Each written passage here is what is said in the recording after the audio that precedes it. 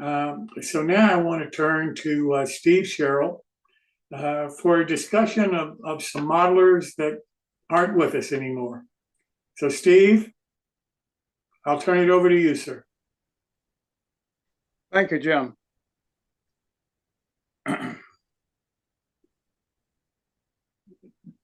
In the last 2 weeks,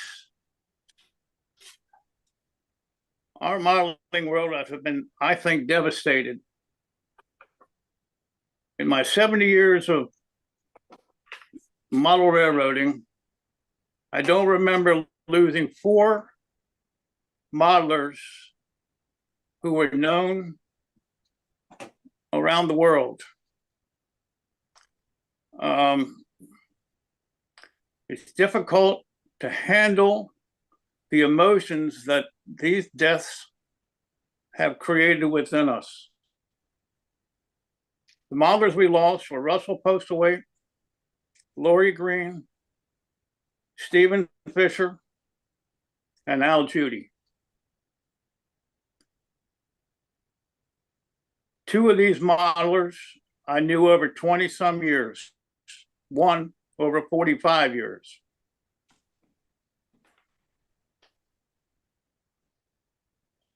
Because it is such an emotional situation when death occurs and we lose our friends, I contacted Father Ron,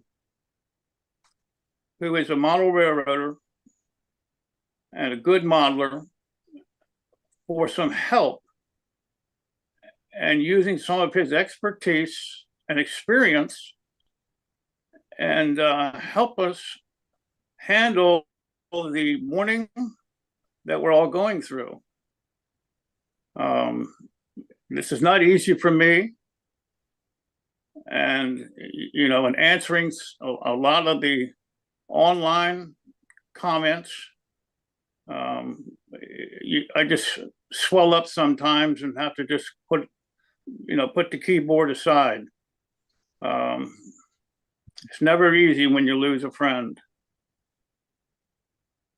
So I would ask Father Ron if he could help me at this time and help all of us. So Father Ron, if you would. It's, as you've already mentioned, it's difficult to lose people, especially people you've known for a long time.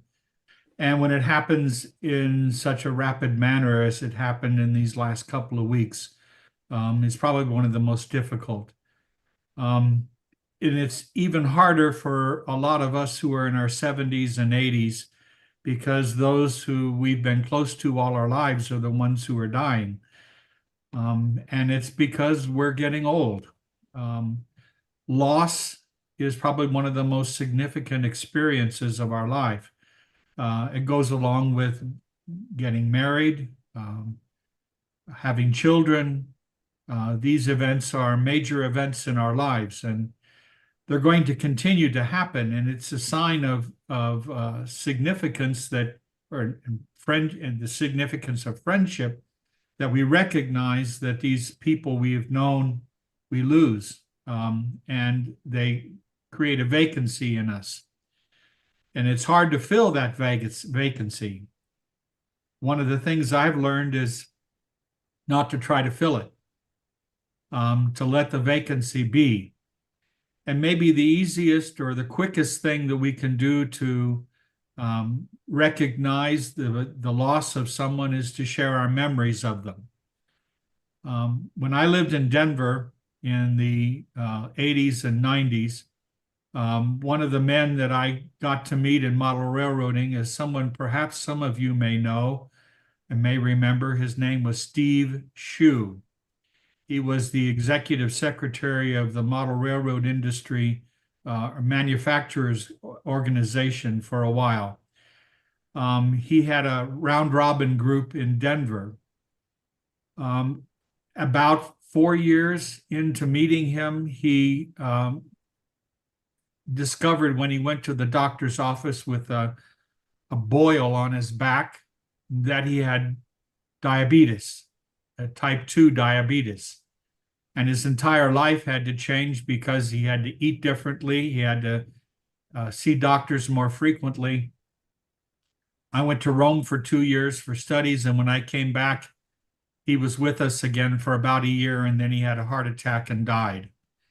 And our club basically had to take care of his personal effects.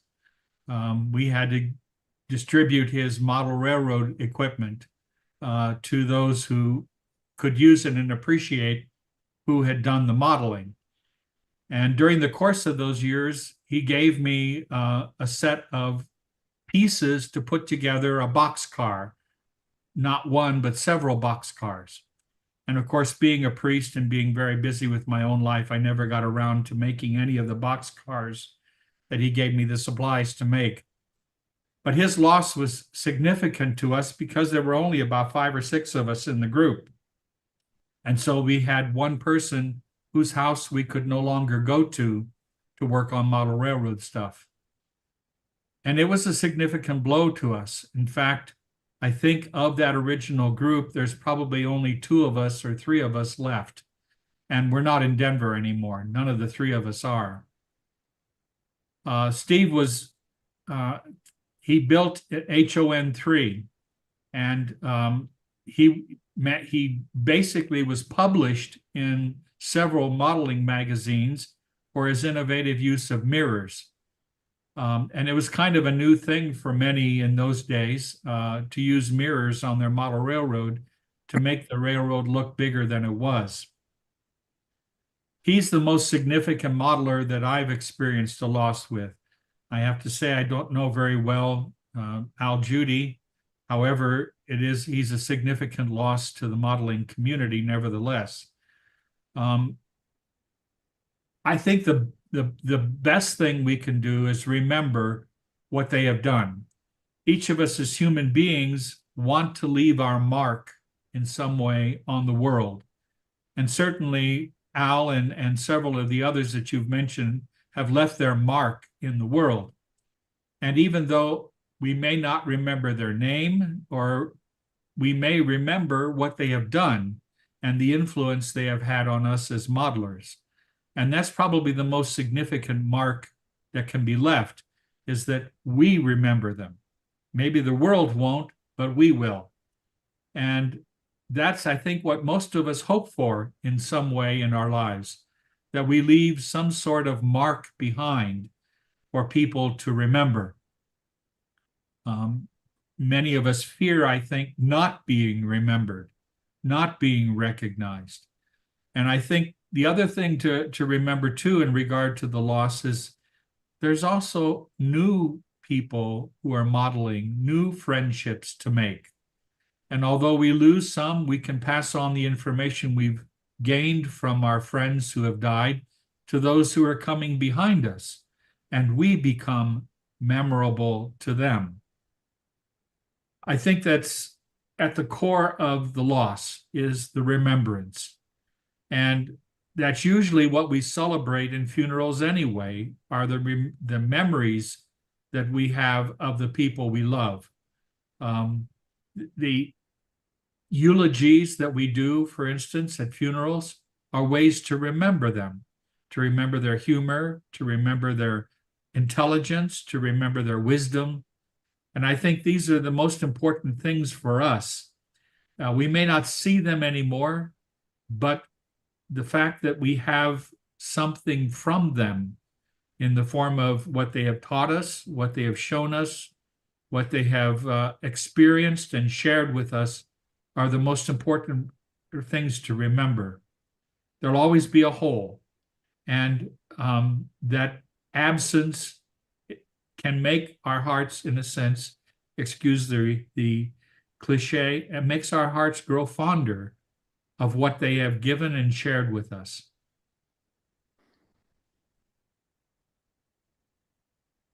Thank you, Father Ron. I think that, and I can't really say for the modelers who have just passed, but I know that when Gordon North died, who was probably the father of ON30 in the United States for sure, and maybe in the world, he was an early ON30 modeler. When I hear his name, as I'm going to assume will also happen to the people who just passed away, I smile.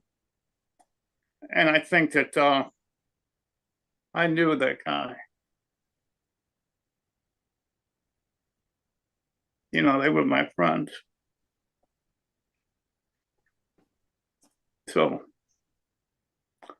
I'm sorry. Thank you, Father Brian. I appreciate what you did. Okay, now, Tom Farrell, if you want to say a few words.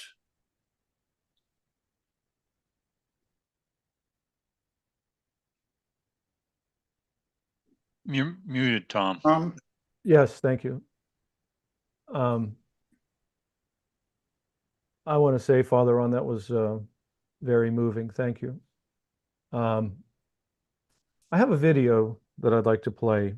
It's Al Judy's modeling lifestyle. It was first live streamed November 17th, 2022, nearly 2 years ago. It has the highest number of views of all of Jim Kello's modeling lifestyle, which features modelers that basically, this is the focus of all their free time. I'm going to play 15 minutes of it, the first part of it, and it's only about 20% of the show. The entire show is about 2 hours long. The first half of it is of the 15 minutes is, or the first 3/4 is Al and his modeling. And then, as you'll see, I was featured to talk about Al, and it's pretty succinct because every time I think about Al, I have to confess, like now I'm breaking into tears. So I get really having a tough time with this. And it's nice that it's on video because it pretty much says what I want to say. So can everybody see the screen right now? Yes. Okay. I'll introduce you to Al Judy. Al is one fantastic modeler. Some of you I know have met him and would agree with that. But Al is not just a modeler. Al is really an influencer in our hobby. He's done just about everything that you can think of in the hobby. He's sold brass. He's done custom model building. He operates the Harrisburg show. He's done it all. And so it's my honor tonight to introduce you to Al Judy. Al, welcome. Thank you so much for being with us tonight. Hi, Jim. Thanks for having me. Well, let's start by finding out a little bit about who Al Judy is. Al, can you give us a little bit of background? Well, I've been a modeler for over 60 years. Started with a 3-rail mark set when I was about 2 years old. By the time I was 6, I realized that scale was the way to go for me, and the 3-rail was out. So my father took me to visit a lady he worked with's brother, and he had a huge layout in the second floor of a 3-car garage, pulling. He modeled Baltimore and Ohio, pulling 100-car coal trains and stuff. And as soon as I walked in the room, I knew I was a model railroader. I just fell in love with it instantly. So that was my modeling influence in the beginning. As far as the trains, I grew up in a town with 2 Class 1 railroads running right through town. So my school sat between the 2 tracks. So depending on what grade you were in, you could either watch the B&O on one side of the building or the Western Maryland on the other side. So I got to watch trains all day. My uncle's father was a station master in town. I had several other relatives that worked on the railroad. And my aunt, who kept me before and after school while my parents worked, lived right alongside the tracks.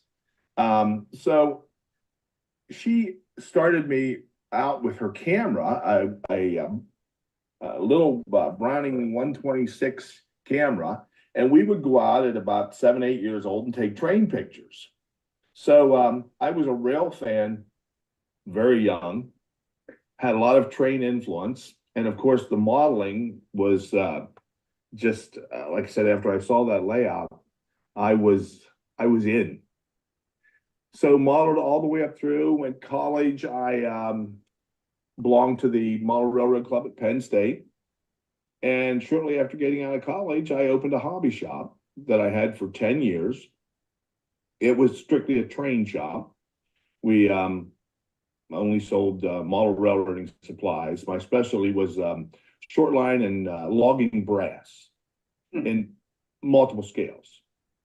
I had that for about 10 years and then moved on, just did personal modeling for a while. Work, life gets in the way of other things. And as I get older, I decided to get into doing some of the internet things. I just wasn't happy with the way things were on the internet. They were so off topic, some of the early groups, that I thought I'd start some groups online and go from there. My modeling originally started out as HO scale and got into HON3 narrow gauge, and then eventually worked to, as I got older and the narrow gauge in HO was a little small for me, I found ON30 and just fell in love with that. So that's where I am today. Well, like a lot of us, you've experimented with different kind of scales. But what particular part of model railroading really interests you? What draws you to model railroading? I like most of the aspects of it. My favorite thing is the scenery. I love doing scenery and designing layouts so that the scenery and everything looks natural, that it's workable. A lot of designs look great on paper, but in reality, it's tough to make them actually operate. But I like all aspects of it. The only thing I'm not a fan of is I'm not big on electronics. I'm an old school guy. I like the wires and the toggle switches. So I understand. I totally understand. Well, listen, you're such a well-known modeler. Many of us, though, probably have never seen close up any of your models. So let's take a minute and look at a few of them and have you tell us about them. all right. I ordered a 3-month survival kit, and here's why it came in the most boring packaging ever. What is this showing us now? Okay, well, these two photos both show two small engine houses, sort of a signature build of mine. I did one for a magazine article years ago, and everybody liked it so well. I've built many of them over the years, but they're just a small individual stick-built boards, so you have the light shining through them and kind of open air look to them. And that's why I chose these two photographs to share, because they both show that structure. Okay.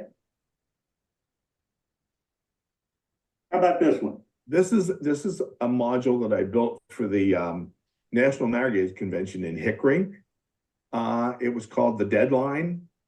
I took a bunch of old derelict locomotives I had that were beyond repair, that they just weren't worth fixing, and weathered them up and made a deadline behind a shop that's sort of a cut-up shop where they're robbing parts off of them. I have one of them. One of the locomotives has a board on the window, and painted on the board it says, "Sold, do not part out."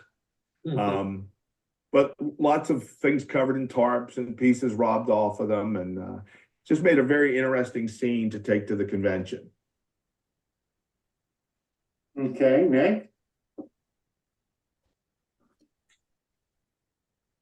All right, this one here, this is on my personal layout. This locomotive is a kit bashed. It's a Bachmann Shay, and I added a bunker from a Climax, which is taller, gives a little bit beefier look.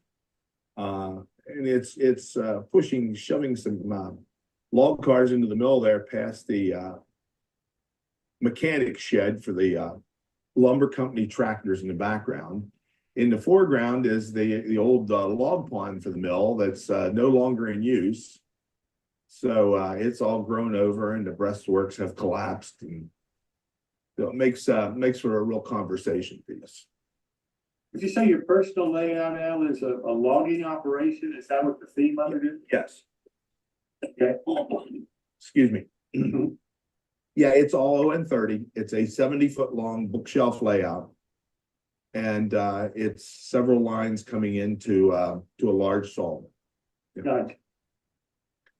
This one's unique. This was one of my first times using the new fiber optic lighting. And if you notice in the picture, the lighting, it doesn't spread out and light up the entire scene. It's very directional. So you get that puddle of light under the lights, which is very characteristic of the old reflector type incandescent street lights and things like that. So it's made by Dwarven Enterprises, and I really like it. It's a simple install, no wiring. Just drill a hole and stick them in. They work great. Fantastic. Okay, the Tri-State Manufacturing is a 5-story scratch-built building, about 4 feet long. I built this for last year's Harrisburg narrow gauge show as a display. It has 38 individual fiber optic lights. So the windows are boxed so that only certain windows light up when you put the lights on. It's multiple levels. As you can see, even the retaining wall is staggered going up to it in the back. Just gives it a lot of interest. The photo on the right is a view across a layout I built up in New York called the Crooked Lake Railroad. And this one just a very natural looking yard with a lot of activity, beautiful scenery in the background. So laid out very nice on that design. Al, where do you get the ideas for these? I mean, you know, this is beautiful modeling. Where do you get the idea from? This is all, I pretty much do all this in my head. Okay. I'm sort of a natural born artist. So I envision, I look at the area and envision the scene and just build from there. Gotcha. Gotcha. Okay, was that the last one, Dylan? Okay. Well, now let's take a break from the pictures. We come back to some more because I do want to show some more of your modeling. But let's bring in some of your friends to make this a little bit more in-depth information about you, Al, and have your friends join us. First, I'd like to introduce Tom Farrell. Tom, welcome. Thank you so much for joining us. And could you tell us a little bit about yourself and how you met Al? Thank you again for inviting me, both Jim and Al. Well, first I met Al on his Facebook page, the ON30 Facebook page that he runs. And then Al runs these shows in Harrisburg, and I met him in person a couple years ago at one of the shows, and met his wife. And I've been an admirer of his ever since I joined his Facebook page. And I've seen the number of participants grow immensely on that page. And if I could talk a little about Al, you know, when I think of Al, I kid him, but I'm serious. I think of him as the John Allen of the ON30 world. I mean, he is, you know, I think of his Facebook page, of course, but mostly I think of it, the number one thing when I think of Al is him giving back to the hobby. You know, the fact that he's a constant promoter with his Facebook page and with these shows is really expanding the hobby. So if I had to rank how I look at Al, that would probably be number one, is how he's always giving back to the hobby, and he's making a name for ON30, which is great. And, secondly, of course, is his modeling is world class. I always think of, there's top modelers in the country. We all have our favorites. He's certainly one of my favorites. He's just exquisite modeling skills. And then something that I've also complimented him on publicly is his composition when he takes photographs. He's not just taking snapshots. These are well-composed photos. He pays attention to the lighting, to the overall composition of those photos that we just saw. For example, the lighting that was shining down on the locomotive, that was no accident. I'm sure that was a setup and it took some time, and it's a dimension of the hobby that the two of us both enjoy, and he's a master at it. So, he's really, I don't blow too much smoke at him, but he's really somebody to be admired.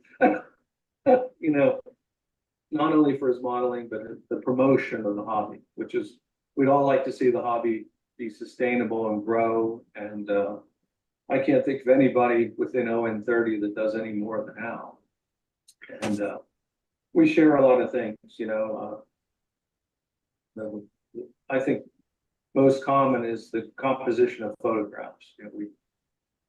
Anyway, so, and I really enjoy the shows. I like meeting him in person, meeting his wife, and the last show, he invited me to his home, and I got to see his layout in person, and it was just great.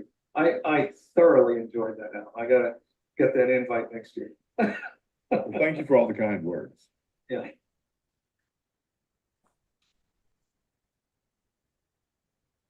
So I hope you enjoyed that. There's no way I could have did that live now. I teared up watching it now. So Thank you, Tom. Thank you.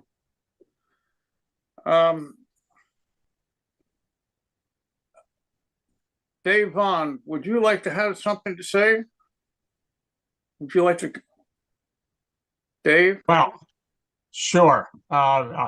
Look, I was a friend of Al Judy's. That's no great boast because Al was a friend of dozens and hundreds of people. That was part of Al's charm. He was a larger than life guy. I met him as he was putting together from ground zero the very successful Harrisburg shows. And I will admit that there was some trepidation about Al's entry into another O-scale show in the area because we already had an established show. But Al did such a good job of creating a friendly space and a successful format that both shows came off better than they had been before. And the people who were attracted to Al's shows really were part of the community that Al built.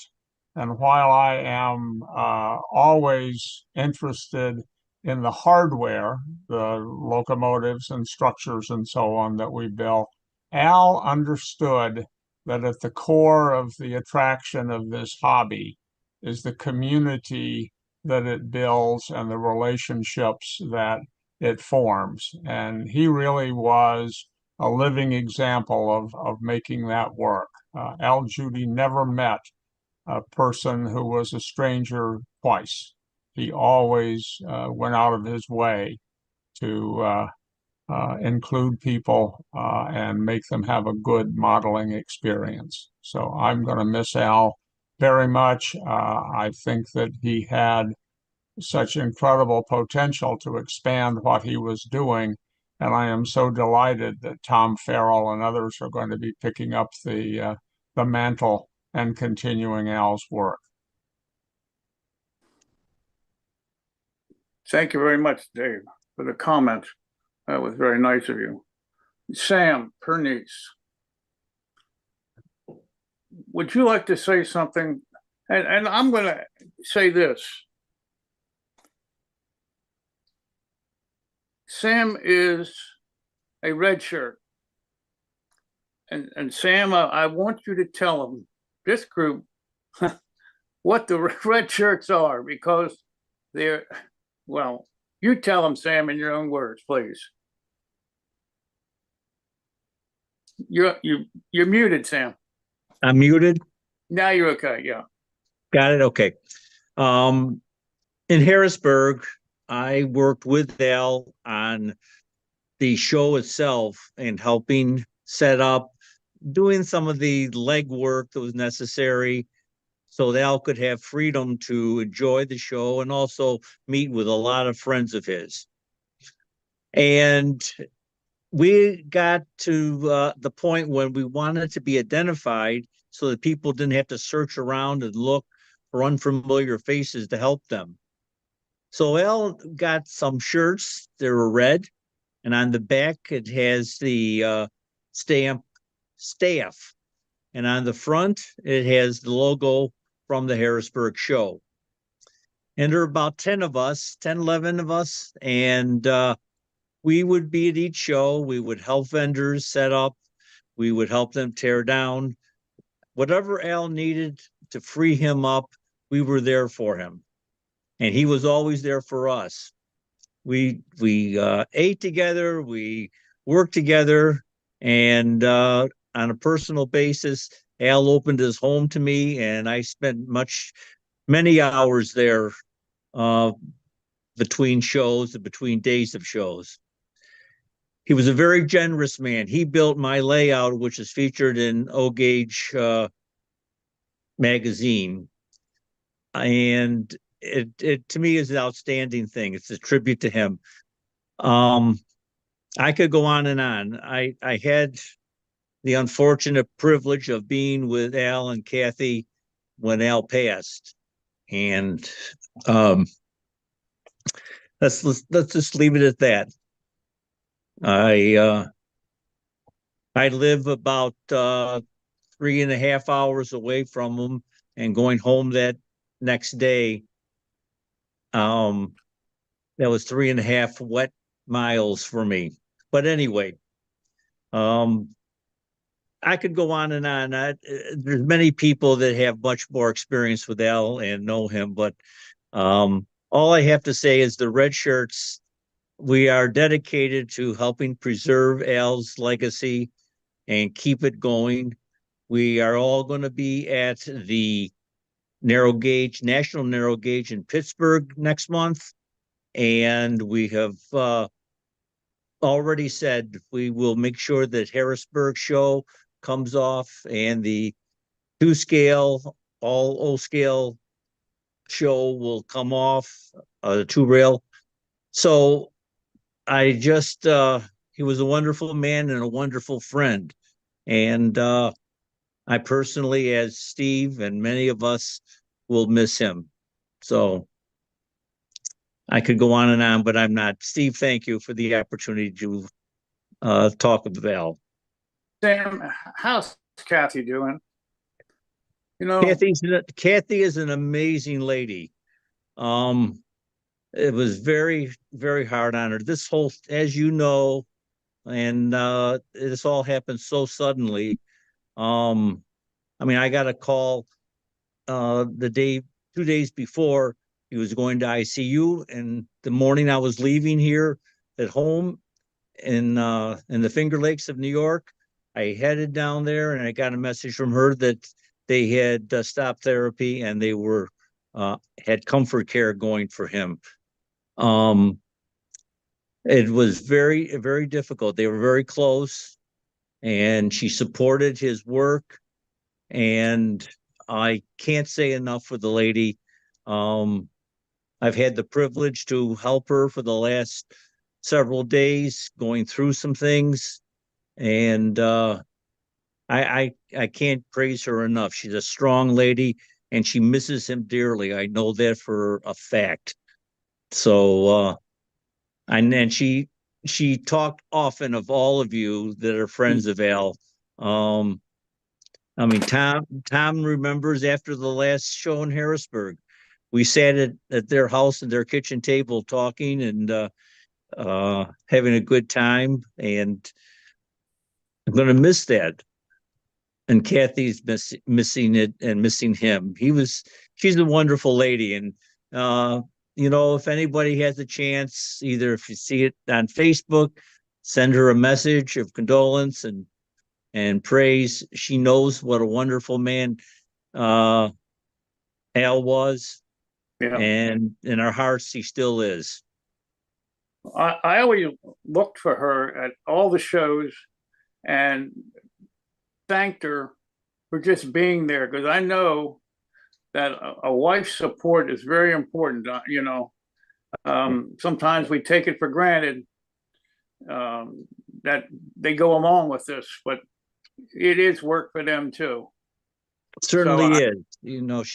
Like I said, she said to me without even a quibble, Sam, why don't you, I have an empty bedroom here. Why don't you stay here for the show since you're working with Al so closely?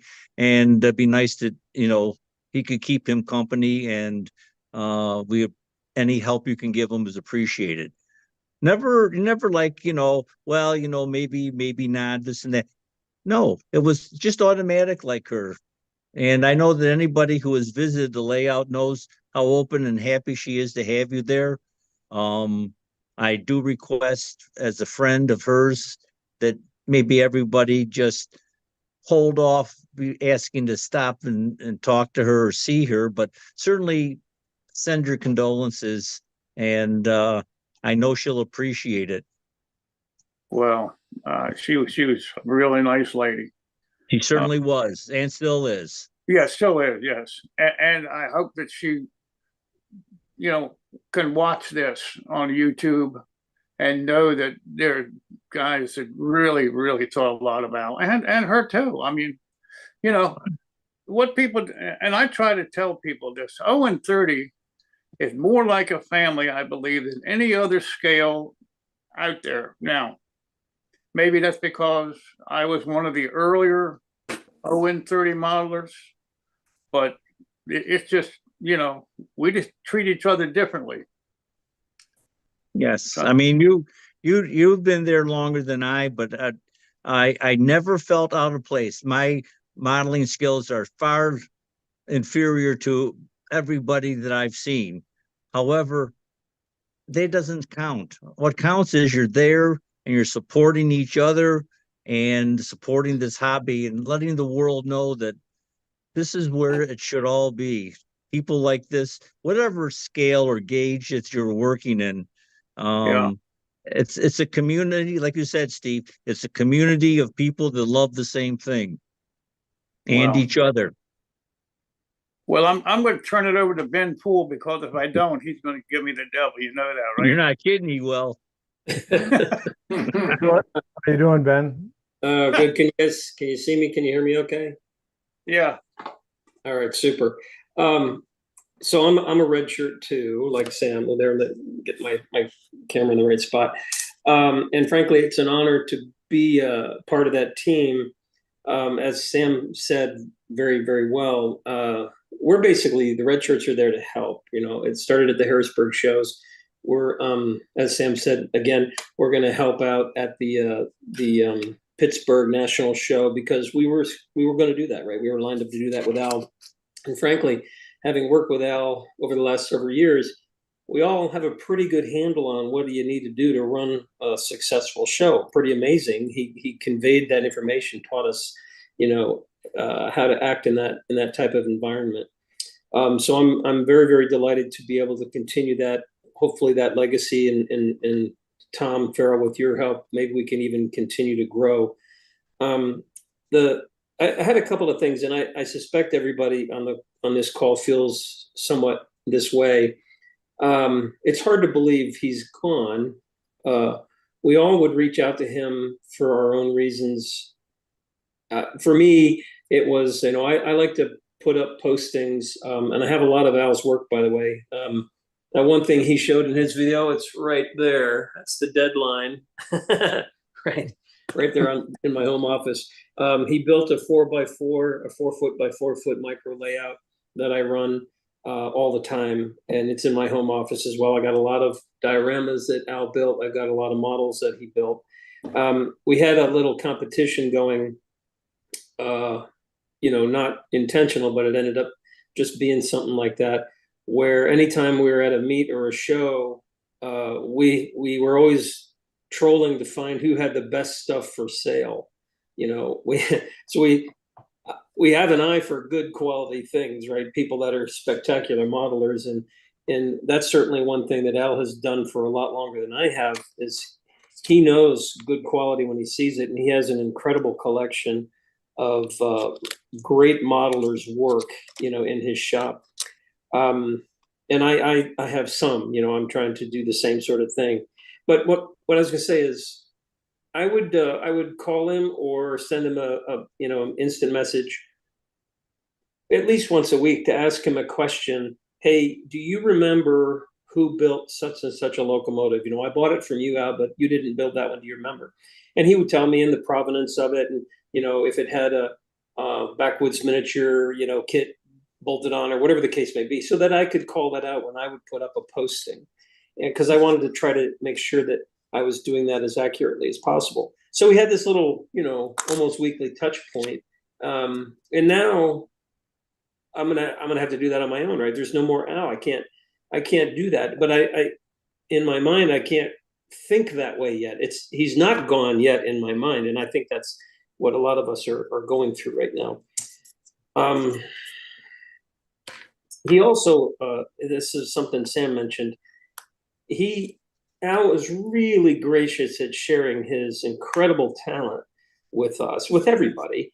And like Sam, like Sam said, I'm not a super skilled modeler. I've been doing it for a long time, but I will tell you, I'm getting a lot better. And a lot of that is because of Al Judy. An example is this past show, Sam and I were there a day early, and we were, at the house, and Kathy was hanging out with us, and we were drinking adult beverages. And Al was kind of fussing around doing some things, the last minute preparation for this is for the Harrisburg show this past June. And I had sent him a bunch of junk piles, those little resin junk piles. I might even have one here, like this, right? Something like that. There you go. And he had them in a box. And so we said, hey, you know what? How would you like to show us how you would paint these things? And he's like, yeah, let's do that. And we had a little exercise. So Sam and Al and Al basically, we had maybe 10 of these things, right? So we went out and we washed them, and then we went out to dinner, and we came back and we put the base coat spray paint on them. And then he said, I'm going to show you different ways to do this. I'm going to show you the long way. You paint every single thing on here, every tire and every barrel and bucket and whatever. And we did that. And frankly, it took an hour and a half for me and Sam. I was, doing other stuff while we're doing that. And then he said, how about I show you a way to do that, in more like 5 minutes. And so, yeah, so he shows us that a totally different way. And frankly, that looked remarkably the same as the one that took Al and me 90 minutes, or Sam and me. And then he said, now I could do another one in 90 seconds. And he showed us that. And we're like, what the fuck? Holy shit, man. And I swear to God, they look almost identical. And he's like the speed modeler, right? And everybody knows Al knows he can do that. But anyway, I wanted to bring that up because it shows, first of all, how resourceful he is and how willing he is to share with everybody. I mean, that happened to be us that night, right? And we did like drinking adult beverages. That was a lot of fun. I got a couple more things, and then I'm sorry if I'm boring you guys, but something Tom had mentioned was the Facebook groups, and Al took that from kind of nothing, and there's over 20,000 people on the various Facebook groups that Al put together and that he ran. And Tom's going to run the biggest one, the ON30 railroading one, and various of others of us are helping in the administrator role for the rest of them. But think about the influence that anybody would have when you have 20,000 people all over the world, that are waking up every day and looking forward to seeing the post that Al Judy puts up, right? Every single day you would wake up and you'd go look at your Facebook thing, And there was a picture that Al Judy put, one of his locomotives or a log train or some photo from one of his, pieces of the layout. And it was great. You look forward to it every single day. Steve, Sherrill, you mentioned that ON 30 is different from the other scales, and I absolutely agree. I started my modeling life in N scale, and then I went to G scale when I had kids around the tree, and then I got real hung up and loved HON 3. And boy, if you want to talk about rivet counters, they live in the HO narrow gauge world. I'll tell you that. And there's nothing wrong with rivet counters, right? They're good at what they do.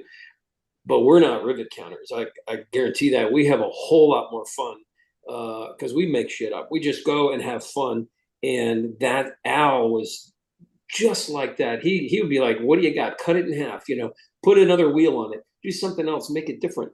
No rivet counting going on there. And that's part of the family thing. We love the atmosphere. Everybody's so supportive, and he sponsored that. He made us all feel like part of that family, right? Don't forget the chains. Oh, yeah. Oh, chains! Holy crap! I got one here.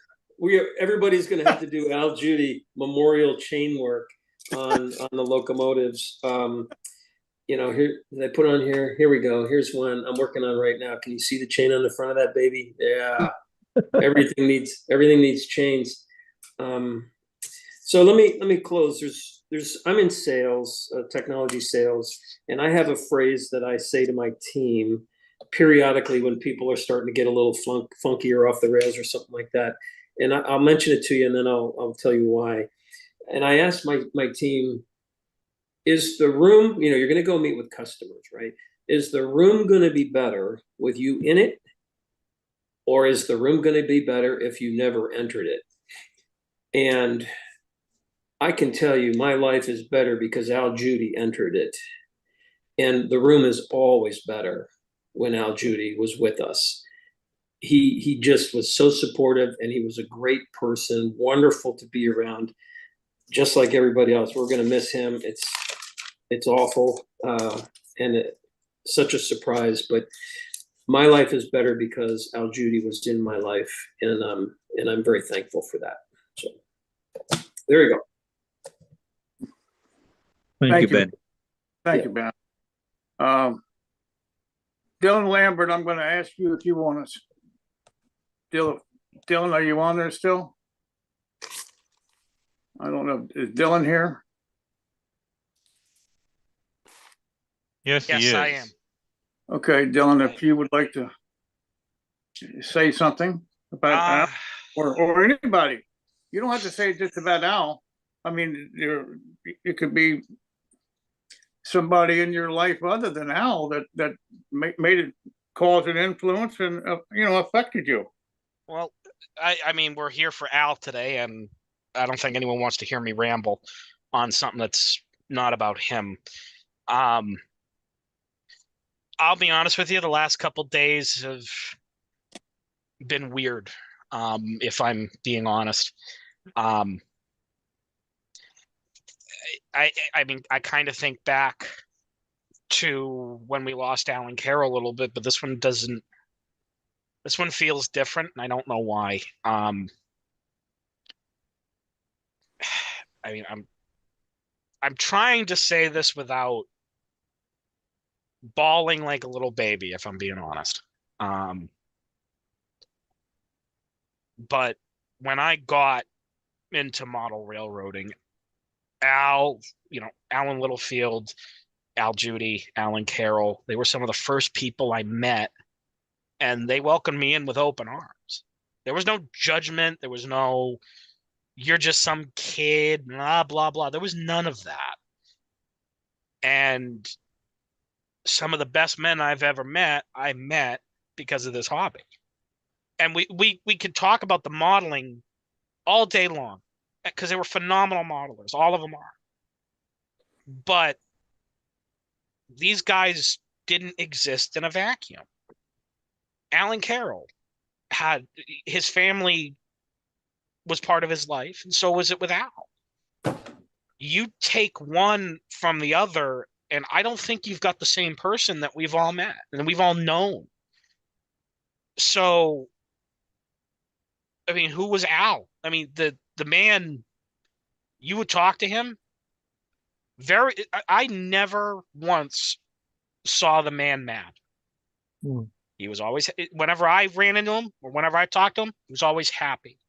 He didn't tear people down with, frankly, petty BS like I've seen out of some people the last 6 months. Because I've been actually running into that for the first time in the model railroading community at all. I started running into that. Al wasn't one of those people. And if you were a bully, he would happily smack you down with a smile. He didn't tolerate it. Yeah. That wasn't him. And so would we have had a man who inspired people to travel halfway around the world to a little church in Harrisburg if I'm not even kidding. Think about it. Ian Fanges flew halfway across the world with all the shenanigans that went with it just because he wanted to be at something where we all were. Mm-hmm. I don't think that if, again, the modeling is great, but I don't think Al would have been the same man if not for his wife and his kids and grandkids behind him. You take that out of the equation and you get a different man. And I haven't met his grandkids. Maybe I saw them maybe once or twice, but I've talked to Kathy. Kathy's a wonderful woman, very very smart. I can see why her and Al got along. I can see why the two were married. They complemented each other. You talk about Al. If something was going on with Al's grandkids, he always crossed me as a guy who just like, okay, I'm gonna put this down and go to my grandkids. That's what it crossed me like. And now he's gone. That hurts. I'm not gonna lie and say it doesn't. But it was an honor and privilege to call him my friend. Yes. Yeah, you're absolutely correct. I know when I first met Steve Fisher, who also passed away in the last 2 weeks.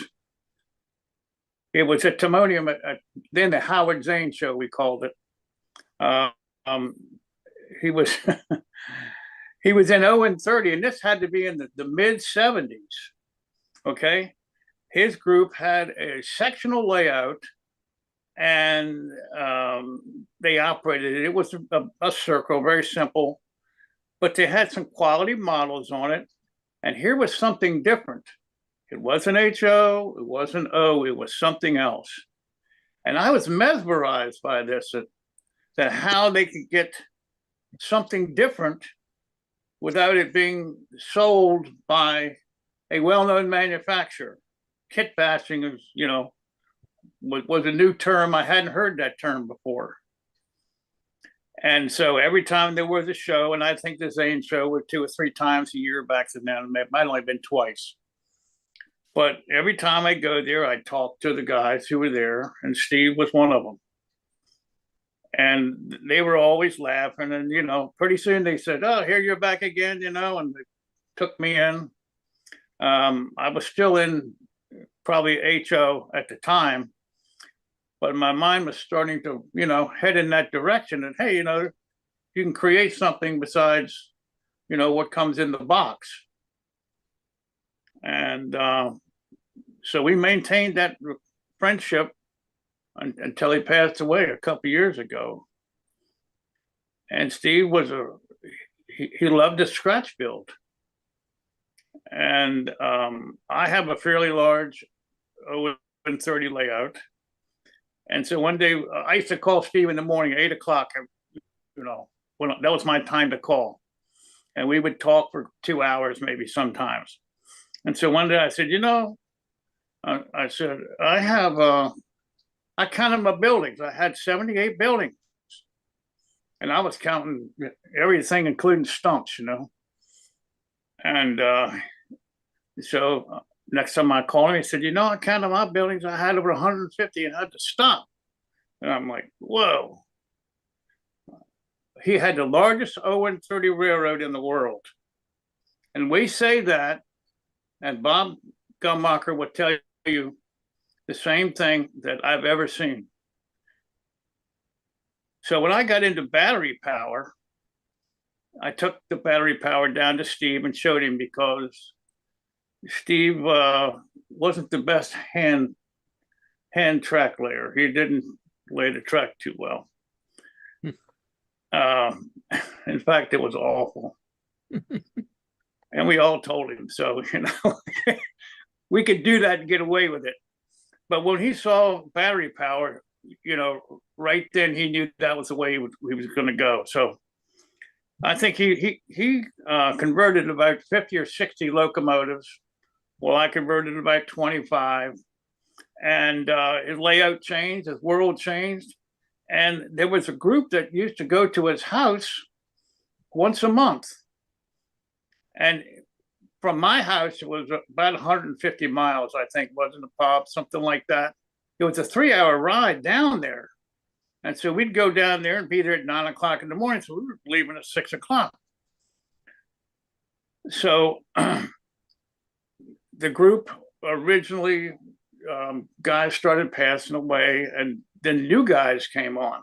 Bob Gelmacher, other guys. My mind's kind of going to blank right now. But so they had a work session, an operating session, and then they would have a Zoom meeting. And in the Zoom, we would all share what we did during that month. Each person would be called on, and we would share, the ones who didn't attend. So, and that went on for years until he actually passed away. So I don't know, but I will say this. He has a video on YouTube, Deep Run Railroad. Now, I know you're not going to believe this, gentlemen. This has had 83,000 views. Nice. Think about that, 83,000. Okay? So if you want to see that Deep Run Railroad, Bob, would you like to say anything? Yeah, I was a relative newcomer to Steve's group. And I guess I got involved a couple of years before COVID hit us. And Kevin Hunter, who a lot of you know, kept telling me about this guy down on the Eastern Shore that had an ON30 layout, and I was into ON30. And finally, I said, okay, I'm going to get down there and see what this is all about. And I'll tell you, from the time that I got out of the car, it was like I had known Steve forever. I mean, he came up and shook my hand and said, Bob, we're really glad to see you.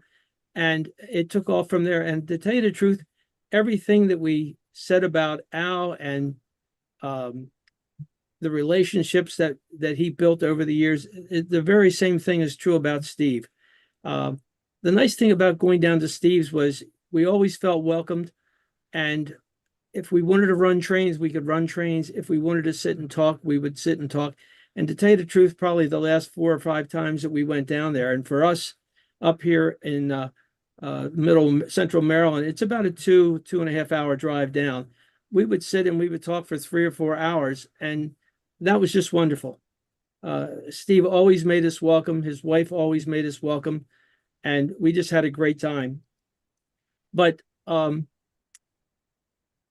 lot should be said about just Steve the man. And to tell you the truth, the way he handled his death.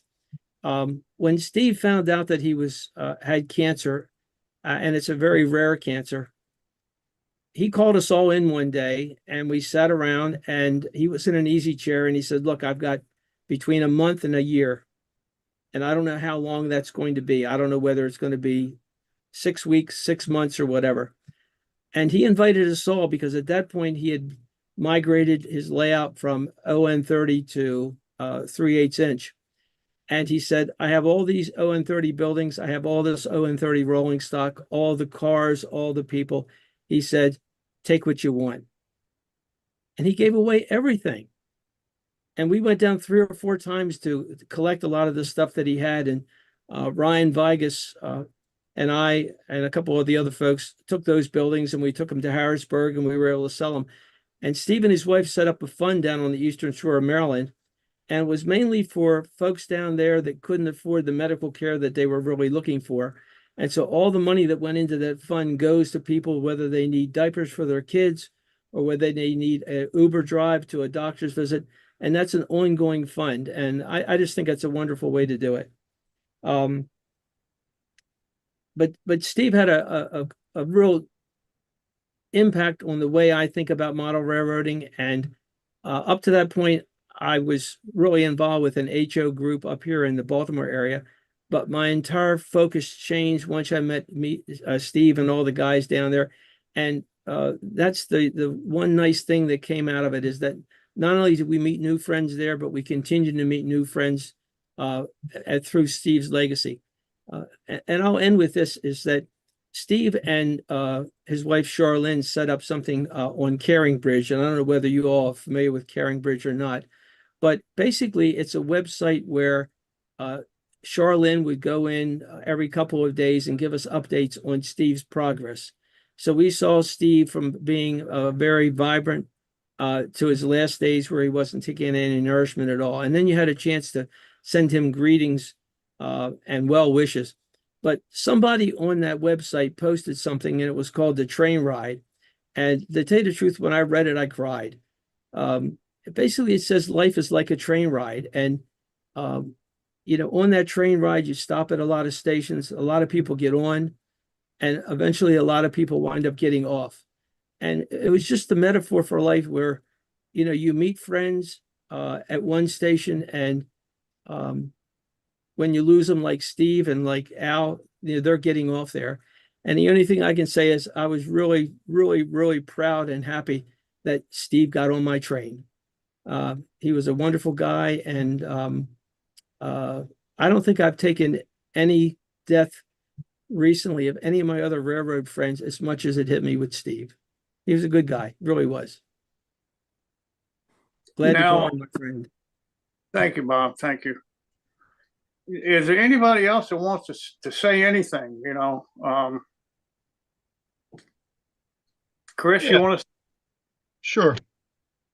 I'm one of the relative newcomers. I haven't been around that long, but the first, I think it was the first or second Timonium show I did, somebody pulled me aside and said, "Look, you've got to talk to Al."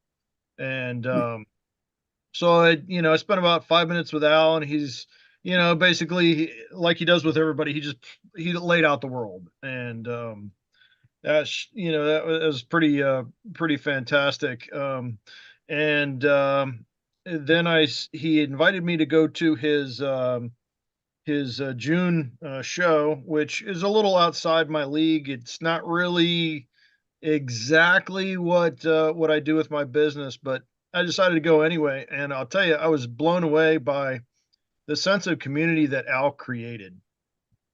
And I think that kind of sets a new standard for what a train show should be. I don't know if how many people know this, but one of the things that Al did was it was a Friday and a Saturday show. And Friday night, what he would do was he had the caterers cater a cookout for the vendors. And I think there were some other people. I know Jeff Jordan went. I think Steve, I think you've been to that. I'm not sure. Maybe it wasn't even specifically to vendors, but because there was a lot of people there that just that went afterwards, and it was a nice social event, and I hope that continues. And I hope that I don't know what how we can continue to honor Al, but I'd like to see it. I guess it's probably a little early for that, but I kind of think that Al had plans for his things afterwards, and we'll get those in time. But it's he just leaves an amazing legacy. I think he left a lot with all of us, and I'm sure that there are other people that did just as much. So I better leave it at that because I'm getting napped at by the dog here. So Hey, Steve, this is Bob. I'd like to say one more thing, if you don't mind. Oh, go ahead. I guess it was about a week or so before Steve Fisher passed. A couple of us had a chance to go down and visit with him, and he was very weak at the time. But one of the things that we agreed to, and Steve, I think, was all for it, and his wife was too, is to go down and to rephotograph the layout, to create another video, to include some commentary by his wife and his kids. I don't know how soon that's going to happen because I think everybody is still grieving, but we're hoping to keep Steve Fisher's legacy alive through that video. Yeah, that would be nice.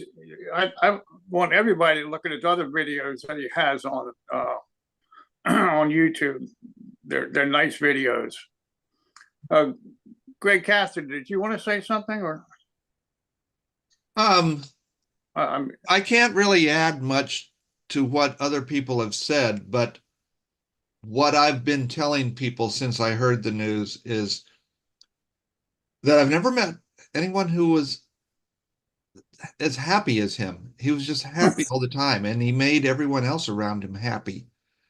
I'm sure probably he had his upset moments like we all do, but I never saw them. And he just exuded that kind of friendliness that makes the circle of people around him that he was able to create. He was a happy guy. He was. Yeah. He really was. Steve, this is Father Ron. Yes, Ron. There's a guy on YouTube. On YouTube. Ian F is his name. He wants to say something. I have to go.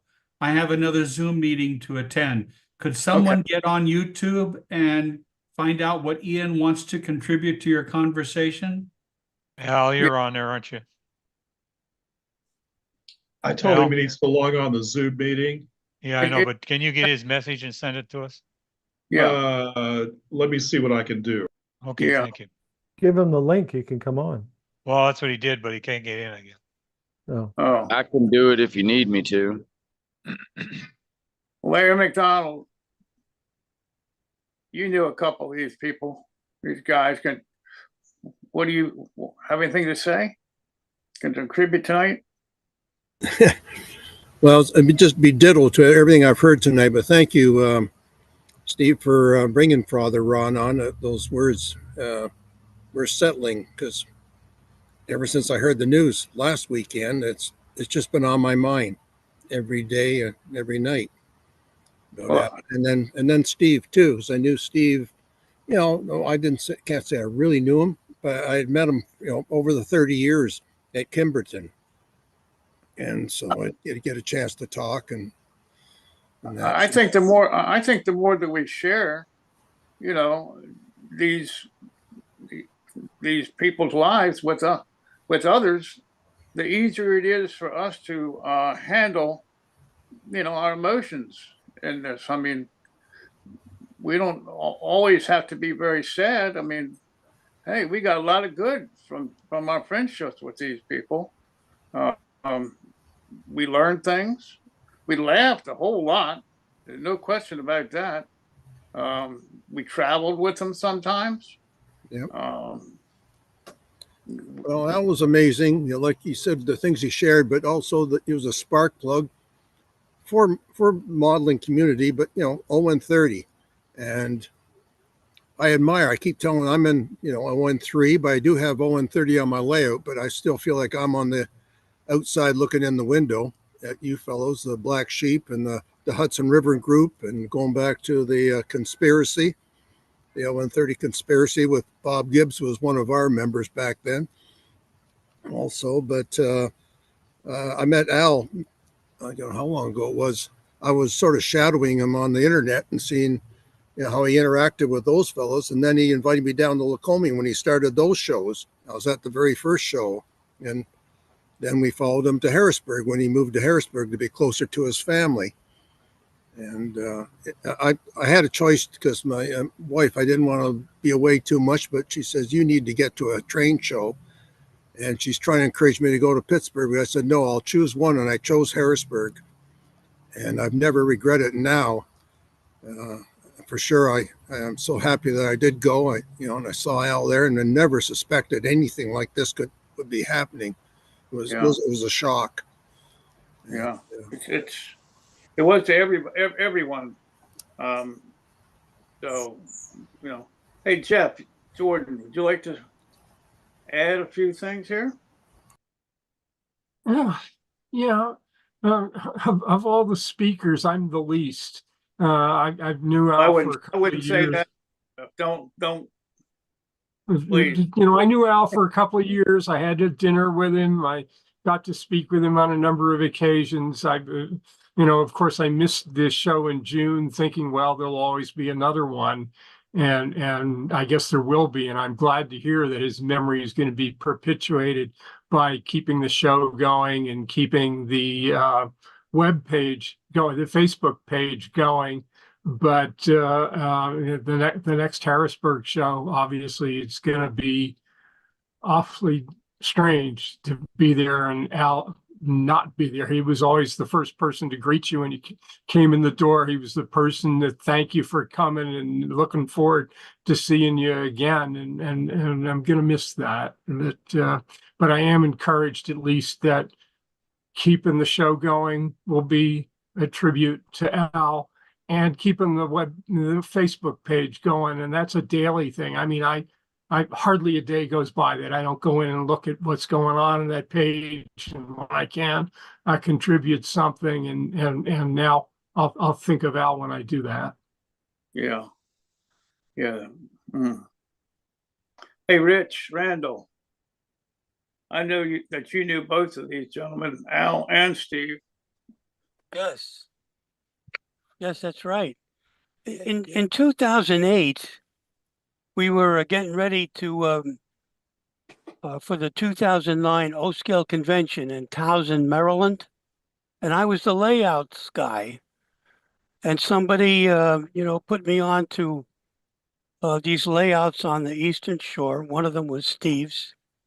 So I go there to visit, and I walk in the door, and I couldn't believe my eyes.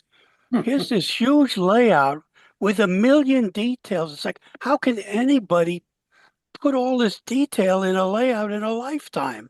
I was astounded. But the other thing that was astounding is how friendly this guy was. He agreed to, to be one of the tour layouts. And then he invites me to come to visit him every month with a bunch of guys. So I did that for a long time, and due to problems, I couldn't make it every month. And now, with my wife's condition, it was pretty much far and few between. But it is amazing how friendly Steve is. Sets a really great example. And Al Judy, I kind of feel like, all right, I'm just another slug. So I come in the door to his show, and it's like I've been one of his boys forever. So yeah, I really miss two great guys. Really great guys. That's it. Hey, Steve? Yes, correct. I'm on the YouTube channel, and Ian was saying what he would love to say. If it's okay if I go ahead and read his comment? Sure. Absolutely. Okay. Ian says that he would love to say that he traveled across the globe in June as invited by Al to the show to show people how to paint figures. And instead of doing a show, I met a man I really like. And on Sunday morning, we just got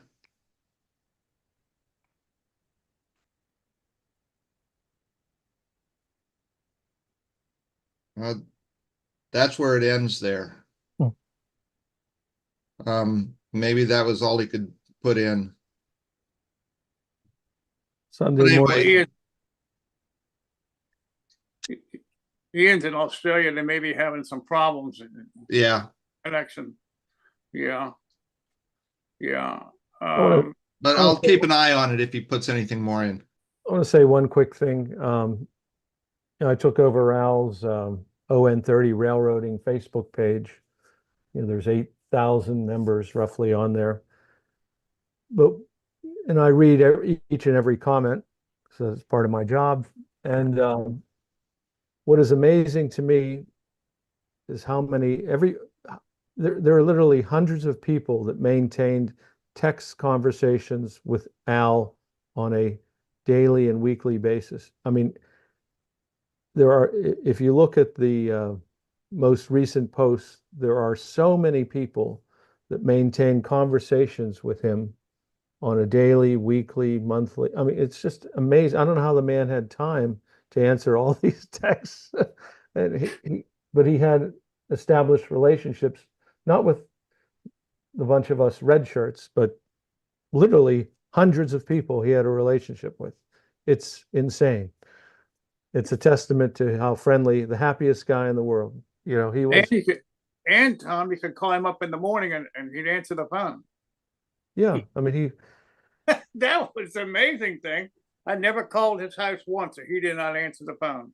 He lived for this stuff, and that was his life. And when he was walking around that show, he was in his element. I can tell you, I used to stand back and just watch him walk around, and he just loved it. Absolutely loved the hobby, loved the show, and the camaraderie.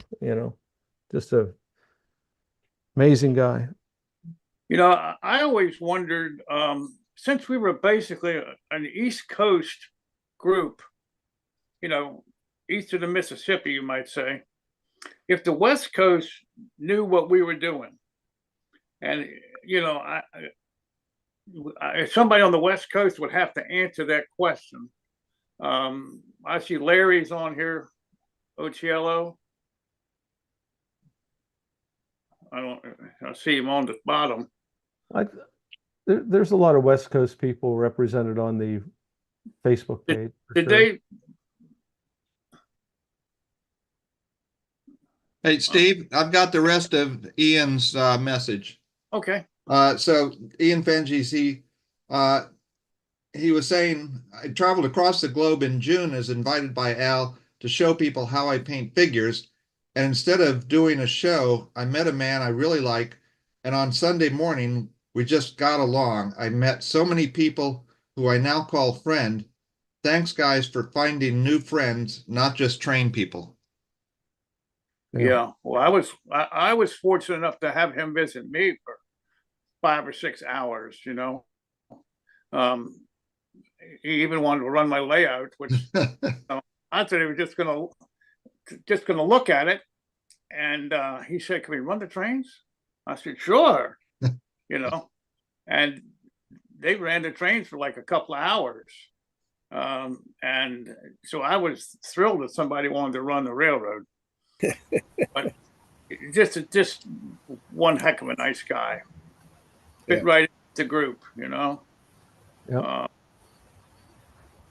So is anybody else? I don't know if Sam, you want to say anything? Finish anything up? You want to?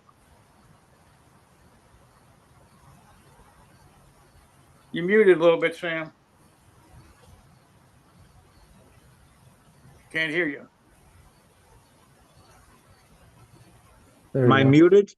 Yeah, now you're okay. Go ahead. Okay. I just wanted to say that there's been a lot of discussion on this night about the Harrisburg show.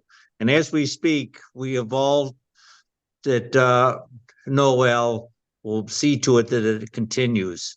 With everybody's help and patience, the red shirts are going to do their job, and they know what to do. And in memory of Al, God willing, I'm alive by then. We'll make sure that continues. Right, Tom? Well, it's going to happen. with It's you. gonna happen. Thank you. I would just, Thank I- everyone with the kind words too, Steve. Sam, I would like to say one thing.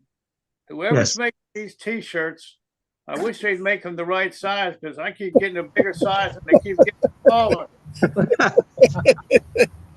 We'll find something that'll fit.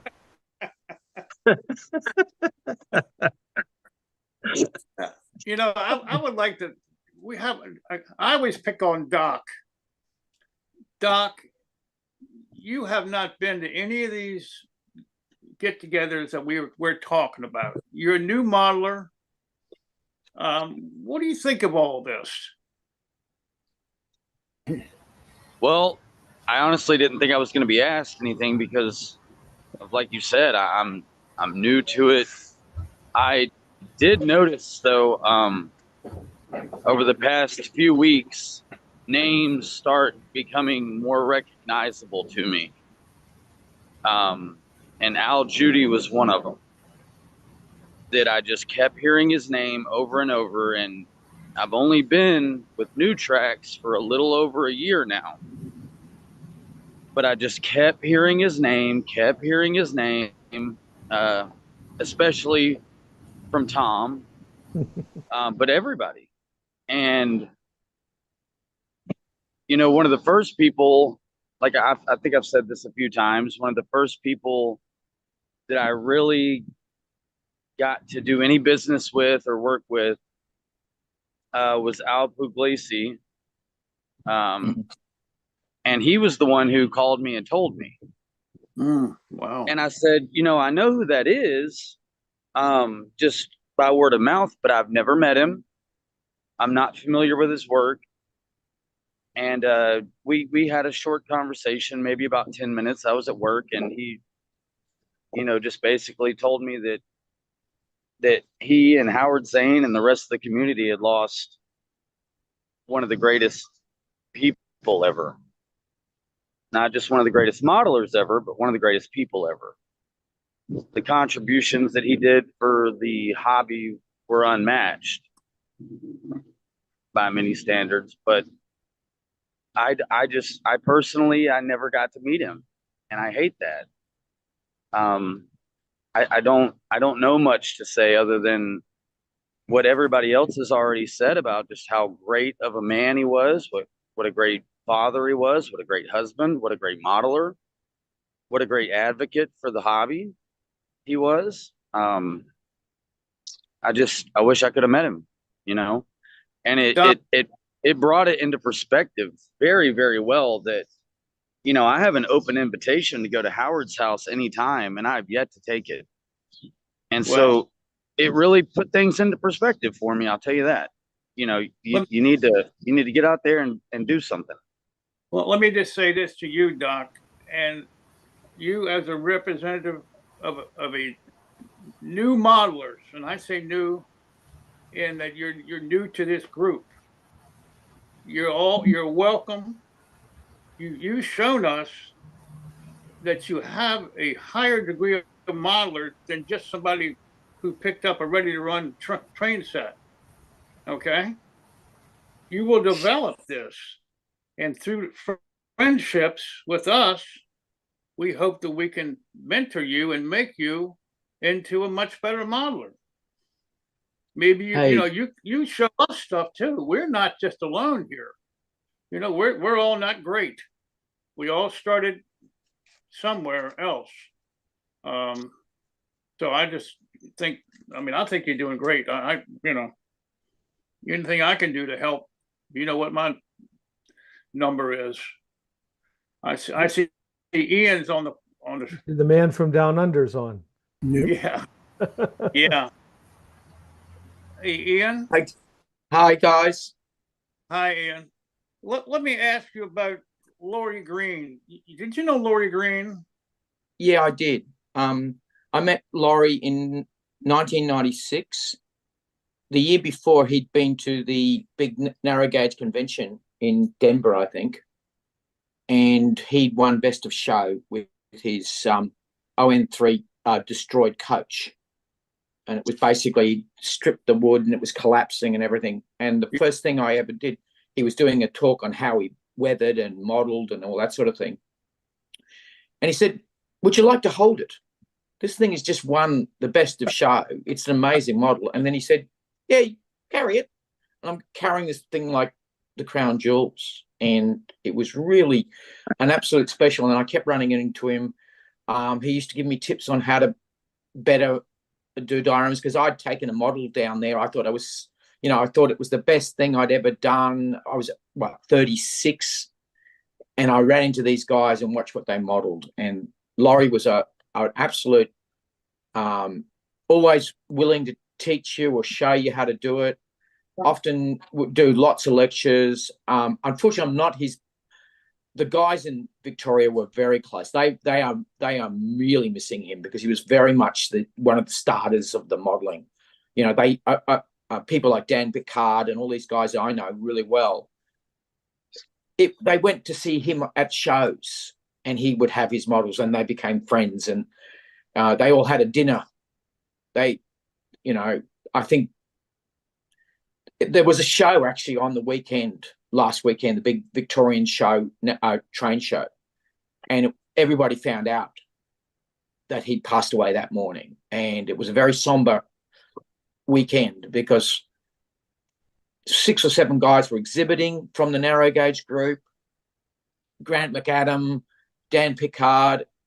So we've sort of, I got that news Saturday morning. I knew he wasn't well, so we're sort of glad he's gone, if you can understand, because he was in a lot of pain. But we're going to miss him, because he was such a positive influence on all us modelers. Yeah. And that sort of thing. So, and then on Sunday morning, I got a message from one of the guys in Tasmania, Nathan. And he said, Al's passed away. And the first thing I did is I messaged, excuse the cries, I'm an emotional guy. I messaged Dan Russo. I said, mate, is this real? Because I didn't know, because this is an Australian. And then Steve messaged me. And I had to take myself, I was actually in church at the time. And I take myself outside, because my wife said, what's wrong? I said, honey, I've just had such terrible news. And I only met him once. But I stood outside the Harrisburg church, and there was the sign. And as you said, the first thing you do is you walk in. Al was at the doorway. And I couldn't believe it. I traveled thousands of miles, and the close guys know, 80 hours on a plane to get there for my crazy journey. Yet here I was, and I was meeting Al Judy. And I remember giving him the biggest hug and shedding a few tears. And then, nothing was a problem. He would, he'd get everybody to look after me. He set up this amazing facility for me to actually show people how I paint. I had a monitor, I had a video camera over what I was doing. Anybody could see what I was doing. It was positive. The only beef I had with Al is I got sent to my room on Saturday morning. Remember we had breakfast, Steve? Yeah. And then and you, Tom, and I got in, and I was just doing a little bit of shopping, and Al walked up quietly and tapped me. Shouldn't you be in your room? So I got sent to my room by Al Judy. Yeah. And then Sunday, Dan had organised that we'd go to see the layout. And of course, I didn't want to press or anything or do things that were out of, because I was meeting everybody, and it was like, what Al did for me is he got me to meet so many people that I only knew through the internet. And then they become friends. Steve and I ran around Antietam together. And then, it was very special. Something, Ian, we were so excited to have you come. I know Al was too. And you just turned out to be. You were like an international celebrity kind of. And I set up that light thing of yours. It took me like half the morning, by the way. I thought you would have. I saw how good it was. Well, you're welcome. Oh, God, man. Yeah, it was such an experience for me. Sorry. The people I met, you know, I can't believe the experience I had on the East Coast with all of you. I wanted to stay longer. I mean, on the Saturday afternoon, Dan wanted to show me the horseshoe curve. Yeah. And I would have loved to have stayed and just chatted. You know, I so wanted to volunteer to be a red shirt, but I knew, you know, it would be once every 13 years sort of thing to get there. But I was planning on, you know, I won't come next year, but I'll save up and I'll come the year after or something like that. And now I hope that I can do that. Well, we hope so too. Because I just want to do it again. I want to have another run around, even if I have to put up with Big Dan at Walshan.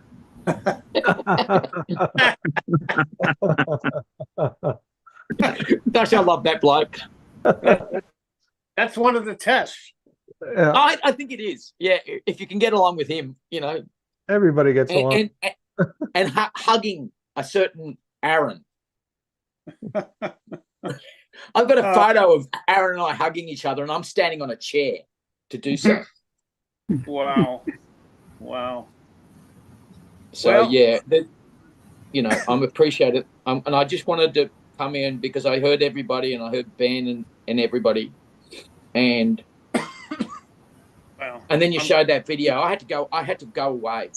I was just a mess when you showed Al's face and talking and everything. Well, okay. And I only met him once. I'm glad you made the connection. I'm glad it worked out. I tried my best. Oh, I know you did. Hey, you made it. You're just a little, you know, Australian time is a little bit different. Just the man. It takes me 80 hours to get anywhere, remember? They still think it's winter down there. Oh, mate, it is. I'm in Ugg boots. It's freezing cold today. It's raining and it's cold. How cold is it, Ian? Yeah. Oh, Queensland cold. It's about 21 degrees Celsius. It's about 21 degrees Celsius. Nobody knows. Which is about 80. About 80. Yeah. 80? Yeah. I'm sitting out in the backyard and it's about that right now. It's not winter. Wow. Does anybody have anything else they want to add? Jim, do you have anything that you'd like to say? You know, it was a great privilege for me to have a little bit of knowledge with Al. Al never turned me down. Everything that I ever asked him to do, he was always there. He was always available. Yeah, like somebody said, you called Al, regardless of when it was, he'd pick up the phone. I never had anybody else when I called Al, I never had anybody but Al pick up the phone. Al was supposed to be on the show. I think the 10th of July, somewhere in that time frame.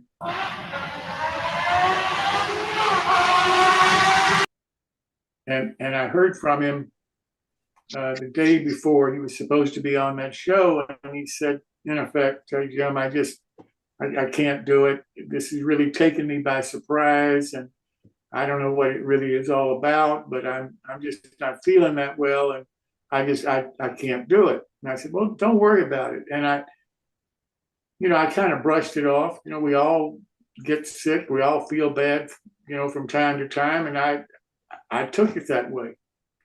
And we kind of left it up. Well, that's fine. Let me know when you're feeling better. We'll reschedule it, and no big deal. And then I got a call that night from Tom Farrell that he had passed away, and that was the last time that I had any connection with him. If it hadn't have been for Al, New Tracks wouldn't have been invited to the narrow gauge annual convention in Pittsburgh. Al made those arrangements for us. He got the people that are manning the booths. He got them free admittance to the show.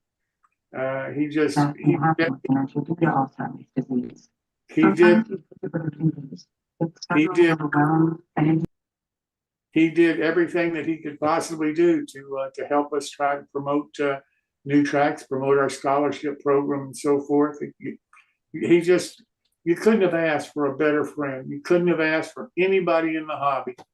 If you needed something, or if you didn't know somebody and you needed an introduction, Al was the first call. Al was the guy that would put you in touch. And boy, I'll tell you, the things that he did for me is just too numerous to go over, but I'll certainly never forget them. Well, none of us will. None of us will. That's why I thought that this might be an important thing to do tonight for the show. Because when we started, I guess 2.5, 3 years ago, when Dylan and I were doing the show together at that point, because Dylan could do the technical stuff. And when we started with the modeling lifestyle, we did it because of nights like tonight. Because here are people that were still in their prime and still had an audience and still had a presence, and you could sense who they really were as individuals, and you could meet some of their friends. That's why we had each one of them invite 3 friends to join them on their particular show, and hear what the friends say and see the interaction between the modeler and his friends. And I think that was important. I really do. I'm so happy that we were able to do that when we did it, and pick and have Al be one of the guests that we were able to copy. His video, it's got more hits than anybody else that we ever did. It's well over 1,000 people now that have viewed that video that you saw a portion of it that Tom showed you. Mm-hmm. And I think that if you get a chance, and you have the time, you got to take a look at the whole thing, because it really does go into some detail later on about what Al has done in other areas, and you'll see some interaction between the 3 friends that he had with him that night. And I was really pleased about the way it turned out, and I think Al was too. Wow. Quite something. We've had this last 2 weeks has been really tough. I mean, we lost a lot of good people. A lot, you know. Really, you guys did a great job, Jim, for partitioning off so much of the show for this remembrance of these guys, and Steve leading the conversation. This was just, and Father Ron, that was very moving and very useful, what he had to say. Just wonderful night, and just, very nice. Yeah. Tom, Gentlemen, I think that may be it for this evening. Thank you so much, all of you, for coming and sharing your thoughts and sharing your remembrances and so forth. We really do appreciate it. This will be on our YouTube channel. It'll be segmented out separately. So if anybody that you know might be interested because they couldn't be here tonight, or if you'd like to see it again sometime or do it with your friends, feel free, because it'll be there on the YouTube channel, and you can see it anytime you want. Steve, thanks so very much for all your hard work putting this together. Can't thank you enough for that. I think this was one of the best segments that we've ever done on the show, and I'm really pleased that we could pull this together and make it happen. Thanks, Jim, for the opportunity.